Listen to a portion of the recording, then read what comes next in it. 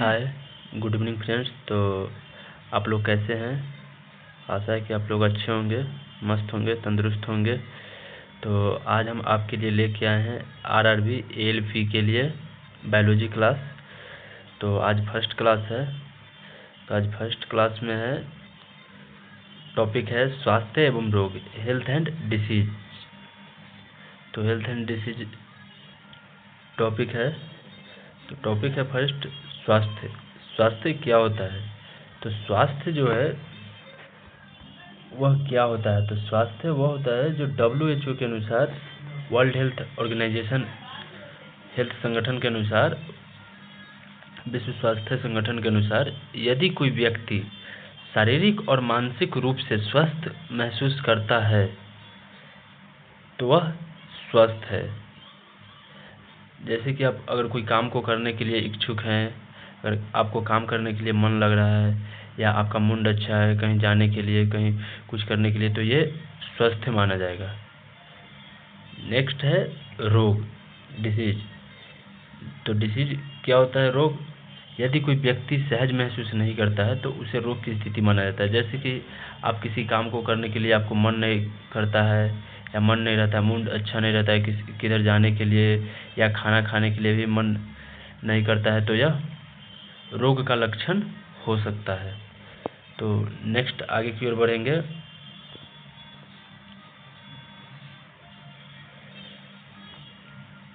Types of disease, रोगों के प्रकार। तो रोगों के मुख्य रूप से दो श्रेणियों में बांटा गया है। पहला है जन्मजात रोग, दूसरा है उपार्जित रोग। तो जन्मजात रोग क्या है? कॉन्जेनिटल डिसीज क्या है? तो ये वे रोग हैं जो जन्म के साथ ही होते हैं, जैसे आनुवंशिक रोग, जेनेटिक डिसऑर्डर्स। तो जो रोग जन्म के साथ ही, जिस टाइम बच्चा पैदा लेता है उसी टाइम अगर कोई रोग हो जाता है, उसे आनुवंशिक रोग कहा जाता है या जन्मजात रोग कहा जाता है। सेकेंड है उपार्जित रोग, एक्वायर्ड डिसीज। तो उपार्जित रोग क्या है? तो ये जन्म के बाद होते हैं। जो जन्म होने के बाद में अगर कुछ दिन, 5 साल 10 साल बाद अगर कोई रोग होता है तो वह उपार्जित रोग माना जाएगा, एक्वायर्ड डिसीज। तो उपार्जित रोग दो प्रकार के होते हैं। कौन कौन? तो पहला असंक्रामक रोग, नॉन इन्फेक्शियस। सेकेंड संक्रामक रोग, इन्फेक्शियस, जो जन्म के बाद होते हैं। तो असंक्रामक रोग क्या है? तो जो नहीं फैलते हैं, जो एक दूसरे व्यक्ति में नहीं फैलता है, वह असंक्रामक रोग है। जैसे कैंसर, जो एक दूसरे में नहीं फैलता है। पैरालिसिस, हृदय विकार, अगर हृदय में अगर कोई प्रॉब्लम है वो भी एक दूसरे में नहीं फैलता है। संक्रामक रोग, जो रोग सूक्ष्मजीवों द्वारा एक दूसरे में फैलते हैं उसे संक्रामक रोग कहा जाता है। अब WHO क्या है? तो WHO के बारे में जान लेंगे, विश्व स्वास्थ्य संगठन के बारे में जानेंगे। तो विश्व स्वास्थ्य संगठन का मुख्यालय कहाँ है? तो विश्व स्वास्थ्य संगठन का मुख्यालय है जिनेवा, स्विट्जरलैंड। तो विश्व स्वास्थ्य संगठन का स्थापना कब हुआ था? तो 7 अप्रैल 1948 को जिनेवा, स्विट्जरलैंड में हुआ था। नेक्स्ट अगर क्वेश्चन पूछेगा एग्जाम में तो विश्व स्वास्थ्य दिवस कब मनाया जाता है, ये भी पूछ सकता है। हर साल या 7 अप्रैल को मनाया जाता है। जीके में पूछ सकता है विश्व स्वास्थ्य संगठन दिवस, विश्व स्वास्थ्य संगठन का स्थापना कब हुआ था? तो 7 अप्रैल 1948 को। विश्व स्वास्थ्य संगठन का मुख्यालय कहाँ है? तो जिनेवा, स्विट्जरलैंड। तो ये सब इम्पोर्टेंट फैक्ट्स है, महत्वपूर्ण तथ्य है जो एग्जाम में पूछे जा सकते हैं जीके के तौर पे।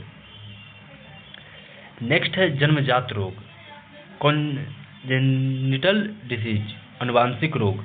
तो आनुवंशिक रोगों को मुख्य रूप से दो भागों में बांटा गया है। पहला है मेंडेलियन विकार।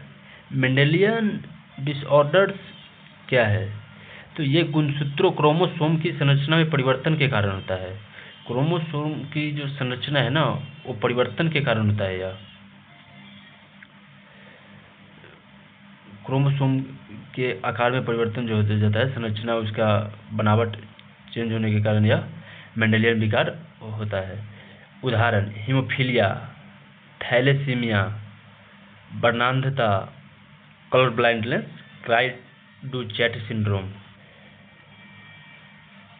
सेकेंड है गुणसूत्रीय विकार, क्रोमोसोमल डिसऑर्डर्स। ये गुणसूत्रों की संख्या में परिवर्तन के कारण होता है। इसमें गुणसूत्र की संख्या में परिवर्तन हो जाता है, इसके कारण यह गुणसूत्रीय विकार इसे कहा जाता है। यह आनुवंशिक रोग के भाग हैं। हीमोफीलिया, हीमोफीलिया के संबंध में इम्पोर्टेंट फैक्ट्स, इसे शाही रोग भी कहा जाता है। हीमोफीलिया को ही शाही रोग भी कहा जाता है, क्योंकि यह ब्रिटेन के राज परिवार में पाया गया था, तो इसलिए वहाँ की राजा के परिवार में पाया गया था, इसलिए इसे रॉयल डिसीज कहा जाता है। इसलिए वहाँ की रानी ही राज करती है। यह एक लिंग गुणसूत्र संलग्न रोग है। इस बीमारी में रक्त का थक्का नहीं जमता है, जिससे चोट लगने पर लगातार खून बहता रहता है। अगर आप कोई काम कर रहे हैं, आपका हाथ कट गया, सब्जी काट रहे हैं या कुछ कर रहे हैं, तो खून बहेगा, तो खून बहना बंद नहीं होता है, वो लगातार बहते रहता है।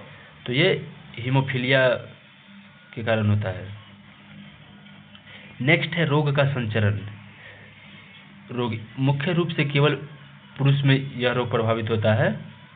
जो हीमोफीलिया है, जो यह केवल पुरुष में होता है। वाहक, महिलाएं आमतौर पर इस रोग की वाहक होती है। वे स्वयं बीमार नहीं होती, लेकिन जीन को आगे बढ़ाती है। जैसे में महिलाएं हीमोफीलिया से बीमार नहीं होती है, लेकिन यह जीन यानी बच्चा को जो पैदा होता है उसमें आगे बढ़ा देती है। ये वंशानुगत चार्ट, इनहेरिटेंस चार्ट, छवि के निचले हिस्से में एक क्रॉस दिखाया गया है। यदि एक वाहक महिला XX और एक सामान्य पुरुष XY के बीच क्रॉस कराया जाता है, तो वह लड़कियां 50% सामान्य और 50% रोग की वाहक होगी। 50% जो होगा लड़कियां वह सामान्य होगा, और 50% उसके पास हीमोफीलिया का भी शिकार हो सकता है। लड़के में भी सेम है, 50% सामान्य और 50% हीमोफिलिक होंगे। कलर ब्लाइंडनेस, वर्णनता, इस रोग में रोगी लाल और हरे रंग में अंतर नहीं समझ पाता है। जिसको अगर कलर ब्लाइंडनेस हो गया, वह लाल और हरे रंग में अंतर नहीं समझ पाता है। यह रोग, इसमें ड्राइवर को ज़्यादा प्रॉब्लम होता है, जिसे लाल और हरे रंग में अंतर नहीं समझ आता है, वो ड्राइविंग करने में उसको बहुत ज़्यादा प्रॉब्लम होगा। कारण, यह आँखों की रेटिना की कोन कोशिकाओं से संबंधित दोष है। आँखों की, इसका कारण जो है कलर ब्लाइंडनेस का, यह रेटिना के कोन कोशिकाओं से संबंधित यह दोष है। थैलेसीमिया, यह रोग 2 मुख्य कारणों से होता है।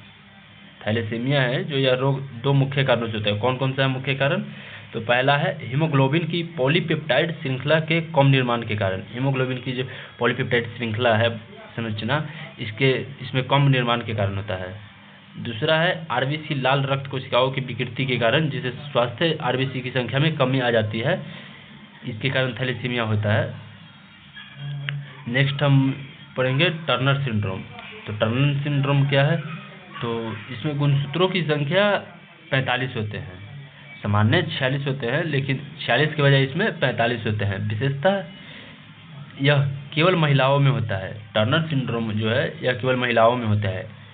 इसमें 44 तो नॉर्मल होंगे, आनुवंशिक संरचना 44 होंगे, प्लस एक X होगा। एक X गुणसूत्र की कमी, जिसे मोनोसोमी कहा जाता है। गुणसूत्र की सामान्य कुल संख्या मानव में 46 गुणसूत्र 23 जोड़े होते हैं। कायिक गुणसूत्र 22 जोड़ा होता है। शरीर की संरचना के लिए जो 22 जोड़े होते हैं, और एक जोड़ा लिंग निर्धारण के लिए होता है, XX या XY। संरचना, यह धागे नुमा संरचना क्रोमेटिन तंतु है जो कोशिका विभाजन के समय स्पष्ट दिखाई देती है। लक्षण इसका है स्तन अल्प विकसित, जन्मनांग अल्प विकसित, बांझ बच्चा पैदा नहीं कर पाएगी, बांझ, और नेक्स्ट होगा बच्चा पैदा नहीं कर पाएगी। तो नेक्स्ट बढ़ेंगे। तो आज के लिए इतना ही है, फिर हम नेक्स्ट अगले वीडियो में लेके आएंगे, और ये चैप्टर खत्म होने के बाद फिर से हम इस टॉपिक पे इससे क्वेश्चन जो महत्वपूर्ण जो एग्जाम में पूछे जाते हैं RRB ALP में, तो वो क्वेश्चन लेके आएंगे। चैप्टर खत्म होने के बाद 50 क्वेश्चन का एक सेट लेके आएंगे। तो तो उसमें सभी क्लियर हो जाएगा। अगर वीडियो अच्छा लगे तो चैनल को लाइक एंड सब्सक्राइब करें। Okay, all the best friend.